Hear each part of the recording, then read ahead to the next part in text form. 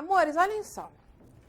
Eu resolvi começar a nossa segunda hora de aula de uma outra forma. Em vez de jogar as questões anteriores no finalzinho da aula, vamos brincar com as questões no decorrer da aula, né? Então, olhem só o texto que caiu na prova, feito em 2014, para o ingresso no curso em 2015. Vamos ler o texto juntos, né? A zaga aérea do Brasil na Copa, subtítulo, delineamos as estratégias da FAB para garantir marcação cerrada nos céus do país durante o maior evento esportivo do mundo. Se esse texto viesse na prova de redação, mal escrito pra caraca, mas tudo bem, aí a gente vai usar de inspiração para a prova.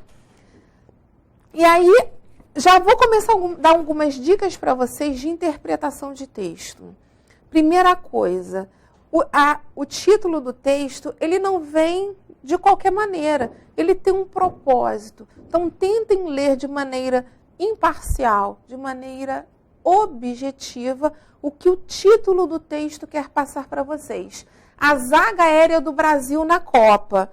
E aí, a segunda dica é, olhem a fonte do texto, ou seja, a fonte da qual esse texto foi extraído. Então, foi escrito por esse autor chamado André Vargas, numa revista de aviação denominada Aero Magazine, no ano de 2014. Aí eu vou parar para pensar o seguinte, o concurso foi para o CIAR 2015, ou seja, a prova feita em 2014 para ingresso em 2015.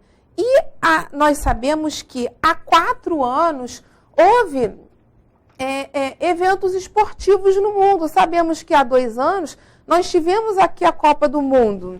Então, o que a gente pode perceber desse texto aqui?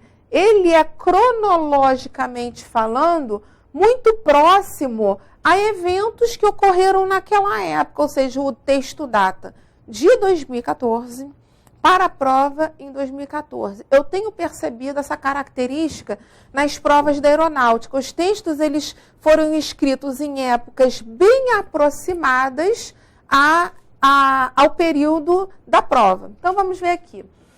Subtítulo. Delineamos as estratégias da FAB para garantir a marcação cerrada nos céus do país durante o maior evento esportivo do mundo. Entre os preparativos mais complexos para a Copa do Mundo, que começará em junho próximo. Não é? Então, está tratando de quê? Junho próximo daquele ano 2014. Então está tudo direitinho. E os Jogos Olímpicos do Rio de Janeiro, em agosto de 2016, está a criação de zonas de exclusão aéreas, nas quais os sobrevoos de aeronaves estarão proibidos. É uma medida de segurança que visa evitar atentados terroristas, incidentes aéreos nos locais de grande concentração de turistas e atletas. Esse tipo de iniciativa já foi posta, isso cai em questão de concordância. Já foi posto, né?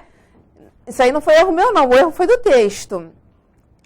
Em prática, nos Jogos de Londres, em 2012, com grande sucesso. Na ocasião, retoma o ano 2012, oficiais da Força Aérea Brasileira, FAB, acompanharam o trabalho dos britânicos. No Brasil, será uma experiência de proporções ainda maiores, envolvendo 12 cidades-sede espalhadas por todo o território nacional. Bem menos complexa, será a proteção dos céus do Rio nos Jogos Olímpicos.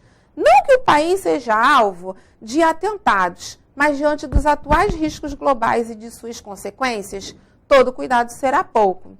A primeira experiência real desse gênero para a FAB foi a Rio+20, a Conferência das Nações Unidas sobre Desenvolvimento Sustentável, que reuniu 43 mil participantes de 193 nações em 2012.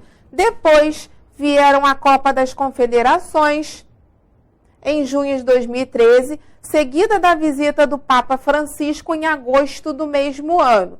Em todos esses eventos, caças e helicópteros estiveram de prontidão. Vocês se lembram de quando eu falei da questão número 1, né? Sobre substantivo, que não foi, sobre interpretação? Questão 1 da prova A desse concurso. Tendo em vista, aí já começa assim, que as palavras são por natureza polissêmicas. Quem não estudou para a prova, senta e chora. Fudeu, o que é isso? Nas nossas últimas aulas, na interpretação, nós vamos estudar nas 4 últimas aulas semântica. Qual é o propósito da semântica? Estudar os sentidos, os significados. Então, vamos entender o que significa essa palavra polissêmicas. Poli, muitos, vários. Sêmico de semântica, de vários sentidos. Estão percebendo como é que o camarada já sabe que são 30 questões de português. Já começa assim com a questão número 1. Tendo em vista que as palavras são por natureza polissêmicas, o cara vai pensar na hora, caraca, essa é a primeira, como serão as 29 questões seguintes, né? Aí vocês, é só isso? Deveria ter feito letras, né? Então vamos lá. É correto afirmar que a determinação do sentido, determinação do vocábulo zaga, cuja função morfológica indicativa de nome. Então, é um substantivo. Estão vendo como é que são palavras que passam bem batido por um monte de gente? O que determina o nome? Napa. Numeral, adjetivo, pronome e artigo.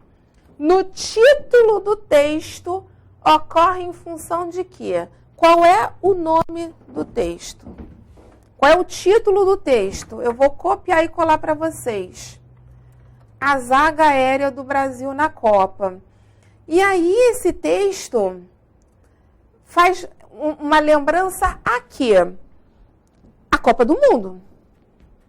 O zagueiro é uma das posições do jogador em campo, não é? E qual é a função do jogador, do zagueiro? Todo brasileiro tem aquela pontinha de técnico. Eu não jogo futebol, não entendo nada, eu não sei nem quando que acontece impedimento. Mas a gente sabe que o zagueiro é o defensor. Então, o título leva o candidato que não está atento à leitura objetiva focada em parcial do texto a achar o quê? Que fala da zaga do Brasil na Copa do Mundo. Só que o camarada não se atentou à palavra aérea. Agora que eu vou entender o sentido. Tendo em vista que as palavras são, na sua essência, natureza, providas de vários sentidos. Aí a pergunta é, esse zagueiro aqui, essa zaga, é a zaga do futebol do Brasil na Copa? Eu sei que é a zaga do Brasil. Eu sei que a zaga é na Copa. Mas é o zagueiro do campo ou o zagueiro no ar? O que o texto me diz? É o zagueiro do ar.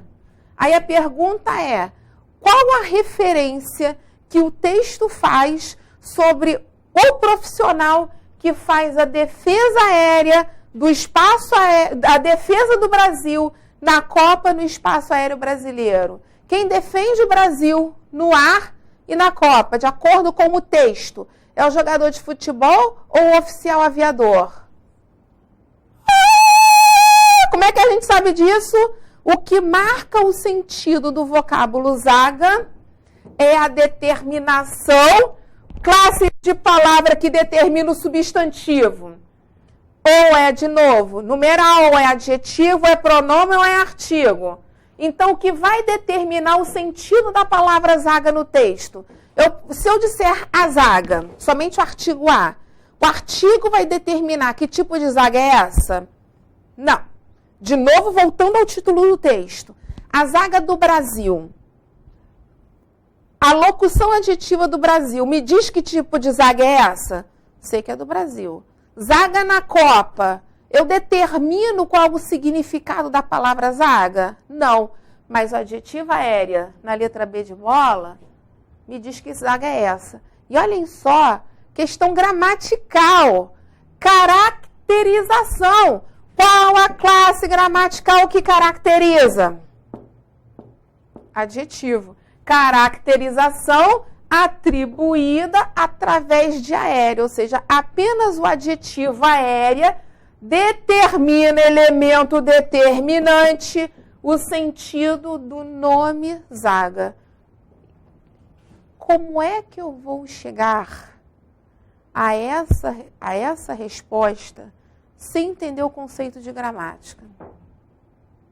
E sem, na hora também, voltar à leitura imparcial do texto e saber que esse zagueiro do Brasil e esse zagueiro na Copa é o defensor do Brasil, sim, mas no ar, que são os oficiais da aviação, são os pilotos. Entenderam por quê? Que o texto todo retoma isso, ou seja, o trabalho da aeronáutica na defesa do espaço aéreo brasileiro. É o nosso defensor, é o nosso zagueiro, só que não em campo, no ar. Entenderam? Meninas, tem muito oficial aviador lindo, vamos voltar. Uma vez eu falei para uma aluna minha assim, olha, você vai passar na prova, na especialidade dela era só uma vaga, com certeza minha aluninha entrou. Falei assim, como a sua vaga é para uma unidade de aviação, assim que você chegar à sua unidade, você vai conhecer um aviador. Conheceu, fez até um neném com ele. Que lindo, gente! Adoro meus alunos! Vamos lá! Tem mais, que eu quero é mais. Vamos lá. Prova do ano passado. A prova do ano passado para ingresso deste ano. Olhem só, amores. Questão 16. Estão vendo aqui? CAFAR, CADAR, EOEAR, EOAP 2018. Ou seja, a prova feita em maio do ano passado para o curso que foi feito este ano, em 2018. Questão 16, prova A. O poder aéreo nasceu em 1913, após o homem adquirir o domínio das máquinas voadoras, um pouco antes do início da Primeira Guerra Mundial. No Brasil, mediante acordo governamental, tivemos a presença de militares franceses ligados ao que naquele tempo não era ainda uma arma aérea, mas uma capacidade bélica de emprego dos engenhos voadores.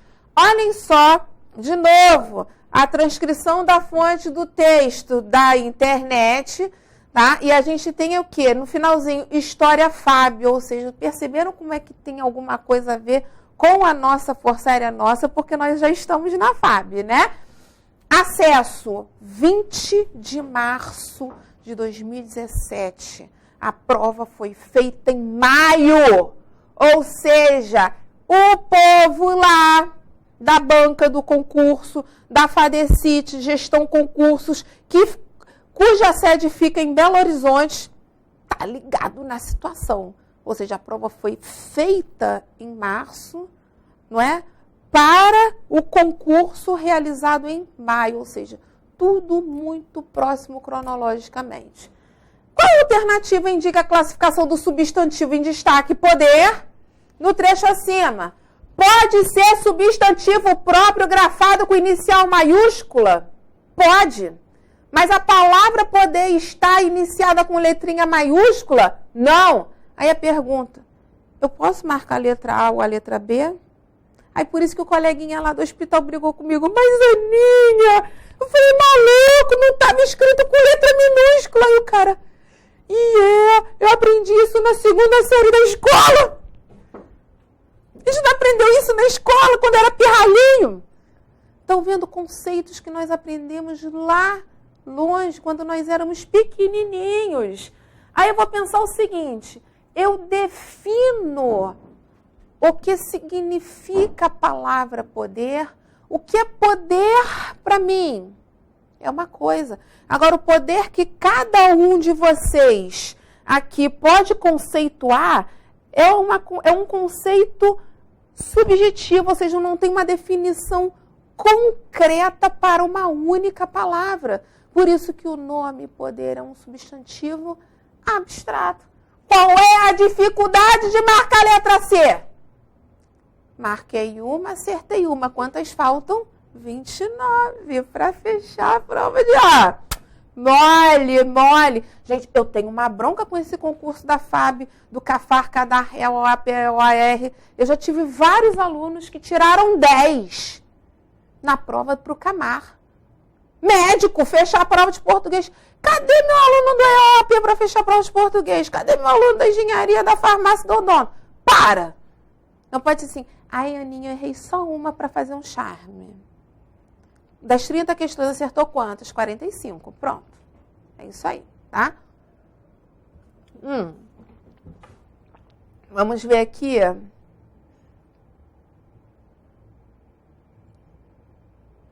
Não, por enquanto não. Tá, vamos continuar. A gente vai voltar às questões anteriores. Vamos ver aqui. Morfologia, estudo do substantivo. Acho que nesse item número 1 eu falei o que eu acho mais importante. Flexão de gênero. Olhem só. Se o substantivo é função morfológica variável, por que ele apresenta flexão? Flexão é uma moldagem. Quem é ortodontista aqui? Vamos lá. Eu fui refém de orto durante 4 anos e meio. Então, lá, aquele sorriso metálico lindo. Aí tem o aro. O aro, ele se molda conforme a nossa anatomia. Estou falando errado? Estou falando besteira? Por que o aro é variável? Porque ele se ajusta em mim. Então, se eu sei que o aro ele é ajustável, por que eu digo que o aro, gramaticalmente falando, eu vou dizer que ele é variável? Porque ele está de acordo com aquilo que se refere a ele. Então, as classes gramaticais, isso é uma analogia para vocês entenderem. O que é variável? Uma coisa que combina com outra, que se ajusta a outra coisa. Tá? E aí o substantivo é função morfológica variável quanto ao gênero. Por quê? Porque eu tenho gênero masculino e tenho gênero feminino. Hoje, fala-se muito dessa questão do gênero em relação às pessoas. Só que aí vem a minha cabeça de professora de português e penso assim, gente, gêneros são das palavras masculino e feminino. Pessoas têm sexo, pessoas não têm gêneros. Mas eu fico confusa quanto a essas coisas, né? Mas uma coisa, outra coisa. Mas vamos lá. Gênero, masculino e feminino. Pessoas têm sexos, nomes têm gêneros. Então vamos lá, né? Aí a pergunta é a seguinte. Eu tenho palavras que apresentam um nome para o masculino e outro nome para o feminino. Exemplo, pedagogo, pedagoga, professor, professora. Então, por que eu digo que os nomes das nossas áreas de atuação são exemplos de substantivos que a gente tem aqui no item 2.1, uns chamados biformes. Bi-2. Eu tenho uma palavra indicativa para o gênero masculino, outra palavra indicativa para o gênero feminino. Até aí tudo bem? Tá? Olhem só o que está escrito aqui na nossa apostila. Apresenta uma forma para o masculino e outra para o feminino. Professor, professora, boi e vaca. Aí o que vai acontecer quando eu tenho a palavra boi e faço a sua flexão para o feminino, ou seja, mudo para o gênero feminino chamado vaca? As palavras são diferentes. Não tem boia. Ai, ridícula, não tem vácuo e vaca. Eu sei disso. Então, como a palavra no masculino é diferente para o substantivo no feminino, boi e vaca, antes de tudo, são substantivos biformes? Sim, porque eu tenho, de novo, uma palavra, o substantivo boi no masculino, outra palavra, o substantivo vaca no feminino. Acontece que são duas palavras diferentaças. Então, por que elas são chamadas de substantivos biformes heterônimos? O que significa hétero? Diferente. Onimo vem do grego clássico onimós. Onimós é nome. Então, heterônimos, olhem só como é que a palavra é escrita. Vamos entender o significado dela. Olhem só. Heterônimo. Gente, caneta roxinha, aqui tudo. Olhem só. Hétero. Diferente. Onimos vem do grego, que significa nome. Então, quando eu mudo do masculino para o feminino, o que vai acontecer com o nome? Fica diferente. Entenderam? Então, vai que cai. Sabe aquela coisa do vai que? Vai que cai. O substantivo vaca é um exemplo de Heterônimo. Aí o povo, que é isso, Jesus? Dá na cara, morde, tem sabor de baunilha. Que é isso, gente?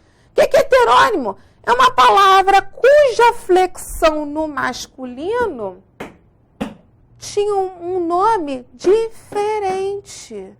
Entenderam? Tá? Menino e menina. O nome menino, para mudar para feminino menina, fica diferente? Não. Eu só acrescento o azinho final indicativo do feminino. Entenderam? Pai e mãe. Quando eu mudo do masculino pai para o feminino mãe, a palavra ficou diferente? Ficou. Então, é o que a gente chama de substantivos heterônimos. São biformes, porque eu tenho uma constituição para o masculino e outra palavra para o feminino. Mas é como se fosse uma notinha de rodapé. Essa classificação dos biformes, chamada de heterônimo, é quando o chamado radical, por enquanto nem vou falar disso, porque isso não vai cair na prova de vocês. Mas a base da formação de palavra é totalmente diferente para a flexão no feminino, tá? Outra coisa que também pode cair na prova de vocês é a seguinte. O pessoal que faz aqui, que está estudando aqui com a gente, quem é do CADAR? É dentista. Dentista, a palavra dentista, ela sozinha muda de masculino para feminino, amiga, como da sua especialidade? Pedagogo, pedagoga, engenheiro, engenheira? Não. Contador, contadora, são biformes. Não tem dentista, não tem dentista, né? Agora, se eu tenho, por exemplo, nutricionista, tenho a amiga da Nutri aqui. Nutricionista igual dentista, o nome sozinho não muda de gênero. E aí, a pessoinha limitada que acha que vai concorrer com vocês, vai pensar o seguinte, artigo, o nutricionista, a nutricionista, o dentista e a dentista pergunta, é só o artigo que vai me dar o gênero da palavra dentista, da palavra nutricionista? Um dentista, uma dentista. Então, um pode ser numeral ou pode ser artigo. Meu dentista, minha dentista, esse nutricionista, essa nutricionista. Dentista doido, dentista doida. Nutricionista bom, nutricionista boa. E aí? Vou ficar só naquela palhaçada de o dentista, dentista, ou nutricionista, nutricionista? Estão vendo quais são os termos que determinam, voltando àquela questão, justamente o termo determinante designativo do gênero da palavra dentista. É só artigo? Não, de novo. Napa. Numeral, adjetivo, pronome e artigo. Então, no caso da palavra dentista e da palavra nutricionista, como esses dois nomes sozinhos não mudam de masculino para feminino, são chamados substantivos uniformes. Por que uniforme? Uni significa um. Eu tenho uma formação, uma forma, já que a matéria é morfologia. Olhem só para cá. Morfologia, eu tenho uma forma, uma morfo, para indicar o quê? Para a palavra nutricionista e para a palavra dentista. Uma palavra para expressar tanto o masculino para o feminino. A pergunta é, o que determina, olhem só, determinante, o que determina o gênero da palavra nutricionista? Numeral, adjetivo, pronome, artigo. Para não ficar naquela mesmice de o nutricionista, nutricionista, o dentista e a dentista. Entenderam? Tá bonito? Tá favorável. Aí, a gente vai olhar aqui na nossa apostila as 3 classificações dos substantivos uniformes. Eu sei que é muita coisinha para a gente... Quem tenta só decorar não vai entender, mas eu estou tentando explicar do jeitinho mais fácil possível para vocês entenderem. Aí eu tenho aqui 3 subclassificações dos substantivos uniformes. Nós temos os chamados uniformes comuns, uniformes comuns de 2, ou comuns de 2 gêneros, não é? Por quê? Porque eu tenho a palavra no caso de dentista e no caso de nutricionista. Esses dois nomes são o quê? São comuns aos dois gêneros. E quais são os gêneros dos substantivos? Masculino e feminino. E aí vem nas gramáticas exatamente o que eu vou passar aqui para vocês. Olhem só do jeito que está escrito aqui. Tem uma única forma para os dois gêneros, cujo gênero... Peraí. Ai, gente, eu fui repetitiva, né? É marcado pelo termo determinante. Eu fui legal, coloquei entre parênteses. Só que as gramáticas, eu já vi gramática que não coloca todos os termos determinantes do substantivo. Quais são?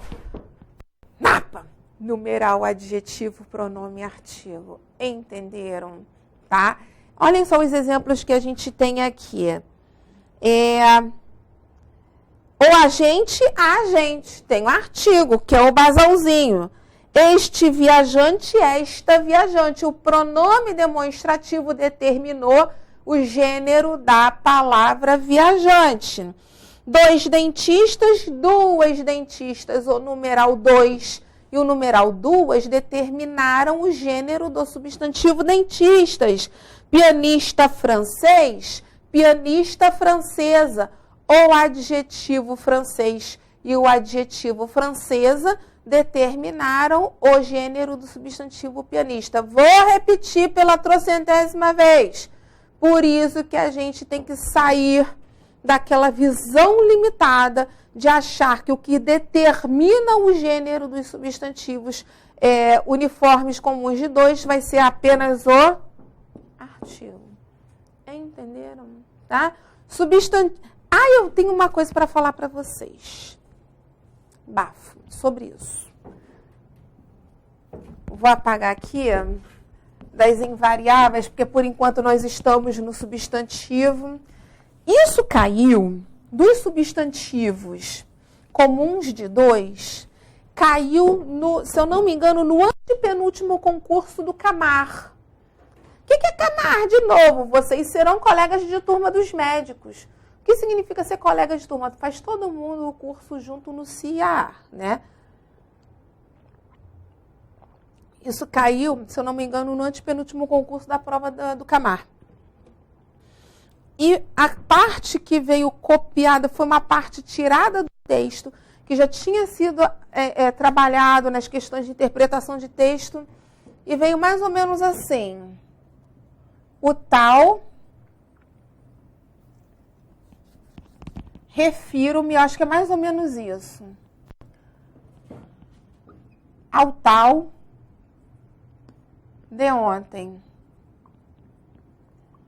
Aí, só que no texto, a palavra tal vinha acompanhada era um pronome demonstrativo acompanhada de um substantivo. Por exemplo, tal... Deixa eu ver aqui. Tal militar. Lógico que não vi a palavra militar, mas é só um exemplo. Então, foi feita uma alusão à passagem do texto em que a palavra tal estava presente. Então, se eu digo, por exemplo, tal militar, esse militar, isso a gente vai ver na aula de pronome, acompanha um substantivo, qual é a classe gramatical da palavra tal? Eu não sei. Mas eu já tenho uma dica, Napa. Tal é numeral? Não é. Tal é adjetivo? Não é. Tal é artigo? Não é. Então, por livre, espontânea exclusão, só restou o quê? Eu não sei não, mas pela sobra, só pode ser pronome. Olha, né? Pensar desse jeito, molinho. Só que a menção, a questão, ela foi muito bem feita. Diz assim... O vocábulo tal, no tal parágrafo do texto, é um pronome demonstrativo. Entretanto, na verdade, a questão ela veio dividida em duas partes. A questão foi exatamente assim. Assinale a alternativa correta. Letras A, B, C e D. E a letra A veio assim. A palavra tal no texto é classificada como pronome demonstrativo. Entretanto, na passagem, refiro-me ao tal de ontem, é classificada como substantivo comum de dois. Eu falei assim, que questão bem feita. O que me prova que a palavra tal aqui não é um pronome, mas antes de tudo é um substantivo? É acompanhado ou de um numeral, ou de um adjetivo, ou de um pronome, ou de um artigo. Aqui eu sei o seguinte, o verbo referir é referir-se a. Então, a palavra ao é a junção da preposição a, que acompanha o verbo, com o artigo o. E eu sei que o artigo é uma função morfológica que acompanha o quê? O substantivo. Então, vamos entender partes do que estava escrito na questão. O vocábulo tal, no parágrafo do texto, é um pronome demonstrativo? Sim, já entendi a primeira parte da questão. Segunda parte. Entretanto, na passagem, refiro-me ao tal de ontem, o vocábulo tal é um substantivo comum de dois. Primeira coisa, é um substantivo? É porque é acompanhada por um dos seus elementos determinantes, que é um artigo. Na nossa terceira parte da aula, eu vou dizer que de ontem, cara de advérbio de tempo, mas é uma locução adjetiva. Eu ainda não entendi isso, lógico que eu não expliquei, mas eu sei que artigo acompanha substantivo. De que maneira eu vou provar que a palavra tal é um substantivo comum de dois? Para ser comum de dois é uniforme. Então, a palavra sozinha não muda de masculino para feminino.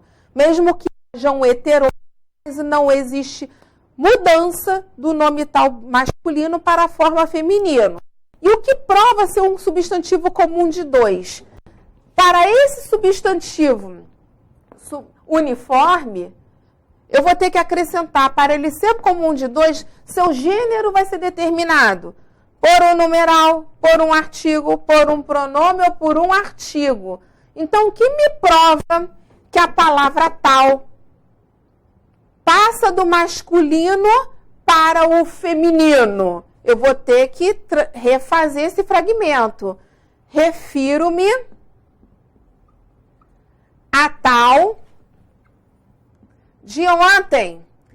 Terminou aqui? Não. O que acontece quando eu junto a preposição a do verbo com o artigo que acompanha o novo substantivo tal?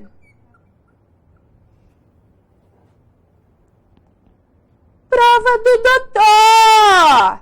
Prova para o oncologista! Prova para o ginecologista! Prova do Camar. Vou refazer a questão. O vocábulo tal, no determinado parágrafo do texto, é um pronome demonstrativo? Sim. Entretanto, na seguinte construção, refiro-me ao tal de ontem, é um substantivo comum de dois? Isso foi a letra A da questão. Se eu não me engano, foi questão 4 ou questão 5 do antepenúltimo concurso do Camar. O que pedia o enunciado, assinale a resposta certa. E isso estava na letra A. Quem é que vai marcar isso? Vocês. Foi uma questão difícil? Dificílima. Quem é nesse concurso da FAB que senta a bunda para estudar gênero do substantivo? É fácil dizer marido, esposa, aluno, aluna. Eu sei que posso passar palavras do masculino para o feminino, mas não é só isso que cai na prova de vocês. O que são pedidas? Essas questões teóricas. Então, eu tenho aqui 3 informações. Pronome, gênero do substantivo, ainda terminou com crase. Bem-vindos à Força Aérea Brasileira. Isso é prova da FAB. Estão achando o quê? Rapadura é doce, mas não é mole, não. Substantivos uniformes sobrecomuns. Substantivos sobrecomuns são aqueles que, como é que vem escrito na gramática? Que não apresentam a mudança do termo determinante, tem um gênero único. Ou seja, a mesma palavra, sendo masculina ou feminina, o gênero não vai mudar nunca. Tá? Exemplo, criança. A palavra criança vai ser sempre feminina. Mesmo que eu me reporte a um menino. Mas o menino é uma criança. Não vou dizer que o menino é um criança. Tá? Vocês estarão de serviço e vão dar uma ordem a um soldado que esteja de serviço. Ele, o soldado, ele é a sentinela da unidade. Não é porque ele é um rapaz que eu vou dizer que ele é o sentinela, porque a palavra sentinela é sempre feminina, tá? E aí, quando vocês casarem, vocês serão cônjuges, 2 maridos ou das esposas. A palavra cônjuge, amores, pode ser usada para o marido ou para a esposa. Então, eu, Aninha Cláudia, quando eu arranjar um maluco que me encare, eu vou ser o que dele? O cônjuge. Cônjuge não existe, porque não tem G-U-E. J-U-G-E.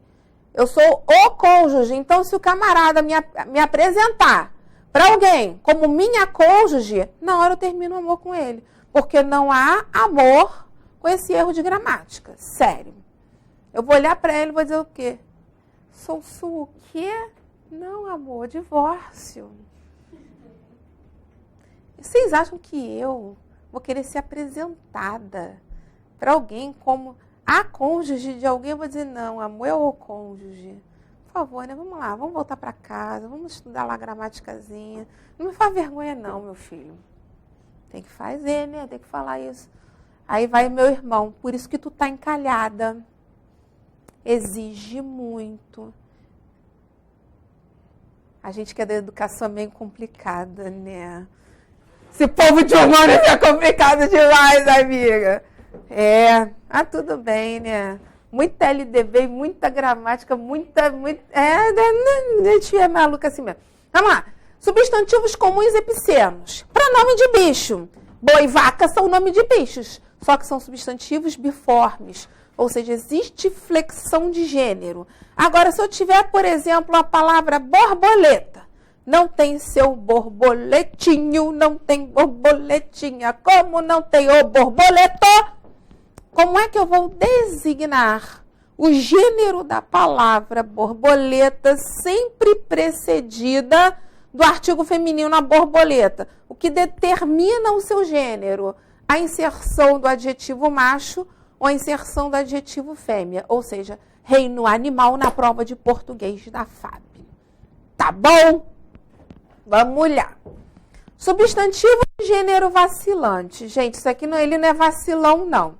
Isso daqui, na verdade, só coloquei, eu acho interessante, porque pode, por exemplo, cair em alguma passagem que vocês, na hora de fazerem a redação.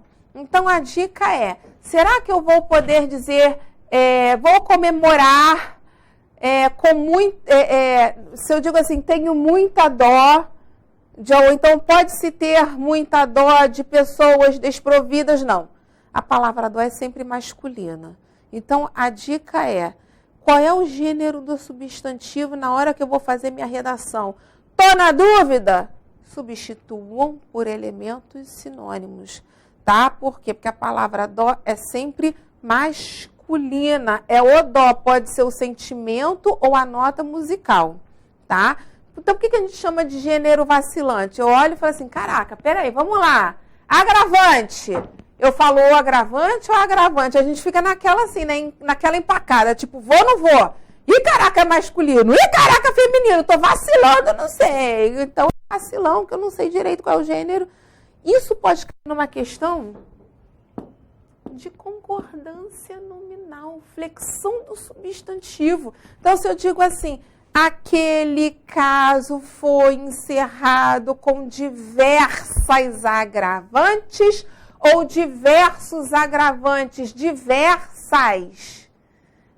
Então a palavra diversas deve ser flexionada no feminino porque eu tenho um substantivo feminino, ou seja, troco de gênero com o seu elemento determinante na hora da redação, toco. E isso também pode cair numa questão de concordância nominal. Beleza? Tá?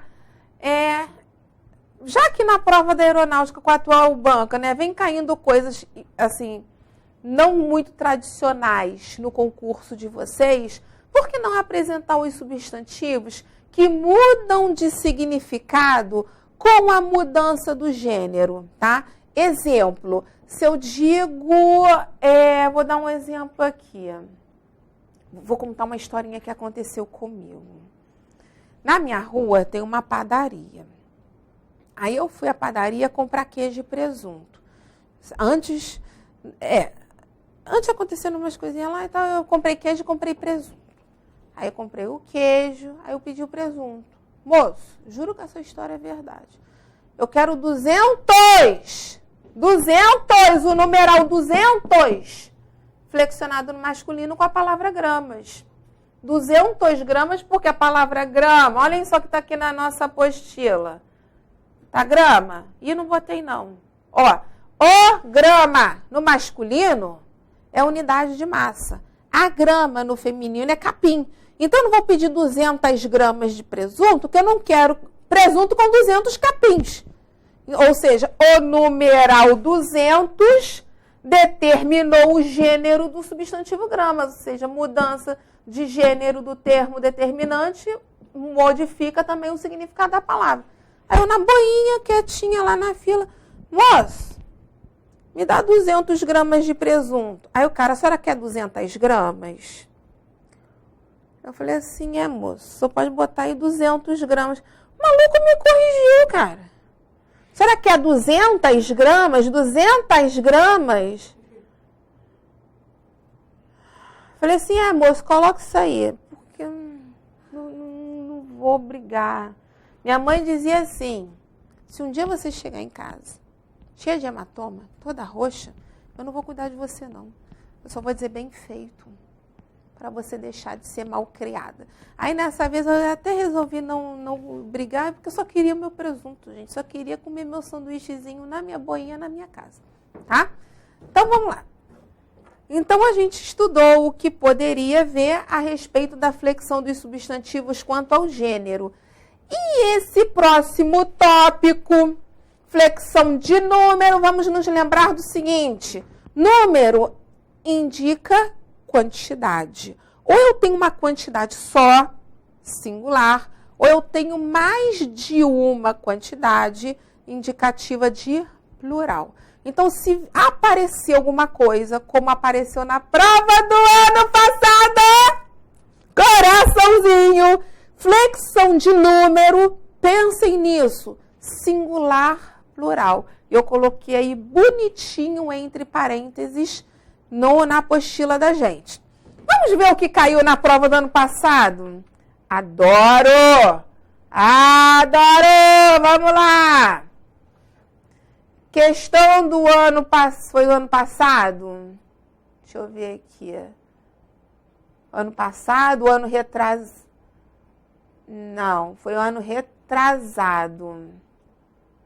Olhem só.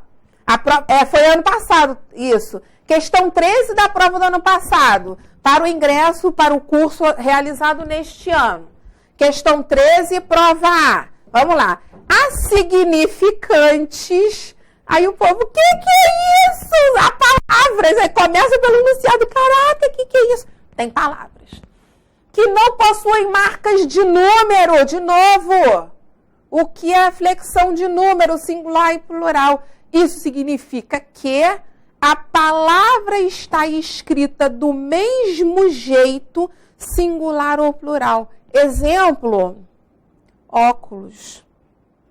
A palavra óculos sempre escrita no plural.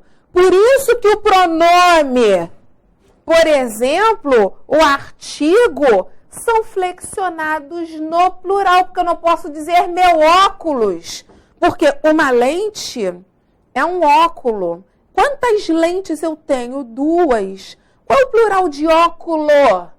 Óculos. Então, se o substantivo óculos está no plural, por que razão eu não vou fazer a devida concordância com o nome? Meu óculos, gente, eu fico passada quando eu vejo comercial de ótica. Compre seu óculos de grau, dá vontade. Eu não vou, não! Decida-se, meu filho. Eu vou comprar só uma lente ou duas? Porque se eu vou comprar duas lentes, eu vou comprar meus óculos. Aí tem gente que está achando que eu vou comprar várias armações. Uma armação para duas lentes. Gente, são quase 5 graus para cada olho. Se eu tirar, eu fico assim. Uou! Né? Fico até azureta. Então, um óculo. Qual é o plural de óculo? Óculos. Então, palavra no plural.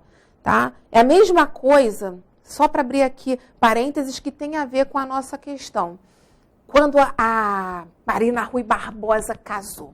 O que isso tem a ver com a prova? Tudo a ver. Né? Que saiu lá na revista Caras, assim, várias fotos do casamento lindíssimo. Vi tudo. Da Marina Rui Barbosa. Aí veio assim, a boda de Marina Rui Barbosa. A gente já quase caiu duro. Eu falei assim, gente, contrata o miserável do professor de português, coitado, que ganha pouco, para fazer a bendita revisão textual. A palavra bodas vai na vibe de óculos, sempre plural. Não é a boda de fulana de tal, são as bodas. Aí vem o professor de português falar isso. Aí o povo fala, você é chato. Fazer o que, colega? Vamos lá. Então, há significantes a palavras que não possuem marcas de número, quer no singular, quer no plural. Ou seja, eu tenho aquela mesma palavrinha, como, por exemplo, ônibus. A palavra ônibus, eu tenho o mesmo nome que pode servir para o singular ou para o plural. Um ônibus, 2 ônibus. Ou seja, que a palavra, o que diz aqui no enunciado, não possui marca de número, ou seja, o nome não muda de singular para plural, quer no singular, quer no plural, pois se mostram alheios à classe gramatical de número. O povo, caraca, o que está escrito, gente? Vamos lá. Número, pluralização. Então, eu tenho palavras que não vão para plural, ou seja, o mesmo nome escrito no singular está no plural. Qual das palavras citadas exemplifica isso? Letra B, um giz, 2 gizes. O nome giz passa de singular para plural. Um funil, 2 funis. O nome funil apresenta o quê? Flexão de número. Um germen, 2 germens. E X? Eu tenho o X da questão e tenho os X da questão. Os X's, pelo amor de Jesus. Pelo amor do coração de Tianinha. É o que vem na letra A. Aí no final, depois de tudo isso explicado, caraca, só isso. Só isso. Agora já vem no enunciado. A significante já despirocou a cabeça da gente. O que é isso? Não possui marca de número. Caraca, eu vou chorar. Isso que ainda a questão é a 3. Eu vou ter a treta com esse monte de dificuldade. Só aí, não saber o que é significante, não saber o que é marca de número, acabou com a criatura. Aí na hora, não sei nem o que eu estou lendo. O que eu vou marcar se eu não sei nem o que a questão está pedindo? Entenderam como é que é uma questão idiota, mas com uma explicação, com a formulação difícil? Prova do ano passado. Banca atual. Fadecite, BH. Vamos só rir aqui um pouquinho. A banca de Belo Horizonte, né? Sabe quais são as 3 cidades de Minas, iniciadas pela letrinha B? Vocês que vão estudar lá em Minas. Vamos lá. Belzonte, Berlândia, Beraba. Vamos continuar com a matéria. Piadinha infame, né? Belzonte, Berlândia, Beraba. Então, já estou aqui na flexão de número. Número é indicação de quantidade. E aí, vamos ver aqui a nossa apostila. O que nós temos aqui? Metafonia. Olha só que lindo. O que é isso? Metafonia. Vou fazer uma pergunta. Vocês gostam dos X-Men? Wolverine, Hugh Jackman. E o que isso tem a ver com a nossa matéria? Não tem nada a ver, mas tem tudo a ver. Vamos lá. Aquela coisa linda. Gente, eu amo a Austrália. Eu amo Hugh Jackman, mas eu também amo a gramática. Então vamos lá. Os X-Men são meta-humanos. Estão vendo? Meta-humanos, metafonia. Estou chegando lá. Os meta-humanos são humanos que se transformam. Estou errada? Por que eles são... Estão vendo como é que o X-Men, gente? Viva Hollywood. Hollywood está nos ajudando. Então, eles são o quê? Mutantes. Eu não gosto dos X-Men, mas todo mundo sabe que os X-Men são mutantes. Porque eles mudam. Eles são mutantes, porque eles são humanos que apresentam alterações genéticas. Eles se transformam. Mutante vem do latim mutare, que é mudar. Então, eles são meta-humanos. O que significa o radical em grego clássico meta? Mudança. Então, meta-humano, humano que se transforma, humano que muda. E metafonia? Isso tudo para a gente fazer analogia.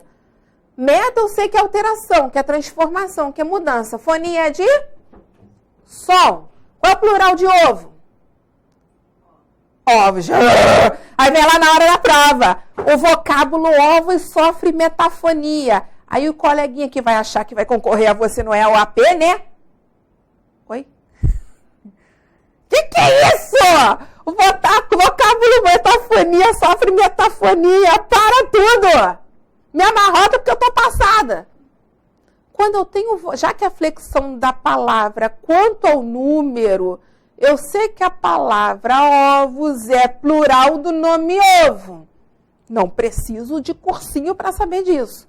Só que no vocábulo ovo, a vogal tônica... Vamos voltar à nossa aula anterior? A vogal tônica do O tem a pronúncia fechada. Os teus coleguinhas do EOAP da Fono vão dizer assim, Ana Cláudia, aprende a falar. Você aprendeu na faculdade. Não é som fechado.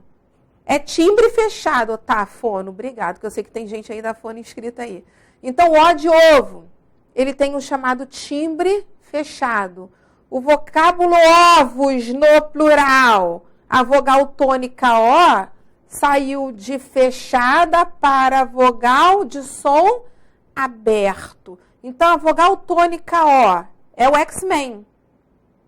É metafônico, porque meta é mudança. Vogal tônica, a palavra no singular, timbre fechado, som fechado. A vogal tônica O de ovos sofreu mudança. Mudança no som. Fone não é som? Então sofreu metafonia. Aí a gente lá na hora da prova. Tijolo, tijolos. Beleza. Ovo, ovos. Beleza. O vocábulo bolos sofre metafonia, gente. Um bolo de chocolate, 2 bolos de chocolate. Não rola. Entenderam? Tá? Aí vem na hora da prova. Eu sei que o ovos sofre metafonia, tá? E aí eu posso afirmar que o vocábulo ovos sofre metafonia? Sim, a gente na hora, agora sabendo... isso é lógico, isso é facinho, né? Quem na hora da prova vai dizer o que é isso? São coisas muito específicas que geralmente não caem na prova da aeronáutica, mas por causa da natureza da banca atual que gosta de pedir esses aspectos mais gramatiqueiros, eu estou passando isso para vocês, tá? Vamos lá.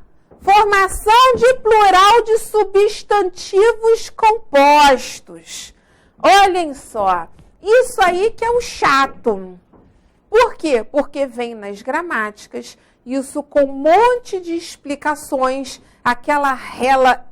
gente, para aprender, gíria da Fábio, rela é relação. Aí vem aquela rela enorme nas gramáticas, como é que eu monto no plural um substantivo composto. Aí vem assim, regra geral. Substantivo com substantivo, adjetivo com substantivo, substantivo com adjetivo, pronome adjetivo, numeral adjetivo. Eu só digo, para que tá muito difícil. Gente, dica bafo, coloquem aí, dica bafo para a regra geral. Qual é a regra geral? Olha só que ridículo, varia o que é variável. Ridículo! Muito mole! Por que assim varia o que é variável?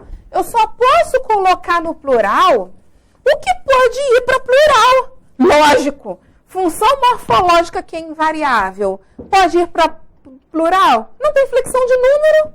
Como é que eu vou jogar uma palavra no plural se ela não admite essa flexão de número? Entenderam? Vou dar um exemplo aqui. Primeiro tenente. E aí? Gostaram do substantivo? Bonito, né? Vamos lá. Primeira numeral. Amores, olhem para cá. Numeral tem plural? Existe primeiros? Existe tenente? Sim. Então, como numeral é palavra, classe gramatical que admite plural, e substantivo, sim, qual é o plural de primeiro tenente? Jogo no plural o que pode ir para plural. Mole. Outra, se eu digo assim, vamos lá.